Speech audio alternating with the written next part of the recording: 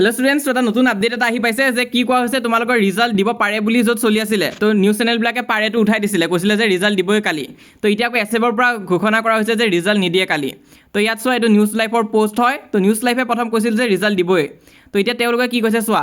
কাইলে ঘোষণা নহয় মেট্ৰিক পৰীক্ষাৰ ফলাফল এই পোষ্টটো তেওঁলোকে এইমাত্ৰ দিছে আৰু চোৱা মেট্ৰিক পৰীক্ষাৰ ফলাফলৰ দিন নিশ্চিত হোৱা নাই নিউজ লাইফৰ ৱেবছাইট আৰু একাংশ সংবাদ মাধ্যমত প্ৰকাশ পাইছিল ফলাফলৰ ঘোষণাৰ বাতৰি কিন্তু এতিয়াই ফলাফলৰ ঘোষণা নিশ্চিত নাই ফলাফলৰ পূৰ্বে জাননী দিয়া হ'ব বুলি ঘোষণা এসএবৰ তো এসএব বোৰ্ডে কৈছে যে ৰিজাল্ট দিয়া আগত সিহঁতে ক'ব তাৰ পিছতহে ৰিজাল্ট দিব যোনটো ওলাই আছে যে কালিয়ে ৰিজাল্ট দিব সেইটো কিন্তু ভেৰিফাই নহয় তো সেই কথাটো কৈছে তো নিউজ লাইফে প্ৰথম সেই পোষ্টটো দিছিল যে তোমালোকৰ ৰিজাল্ট দিবই কালি তো এতিয়া আকৌ নিউজ লাইফে কৈছে যে ৰিজাল্ট নিদিয়ে বুলি দিছে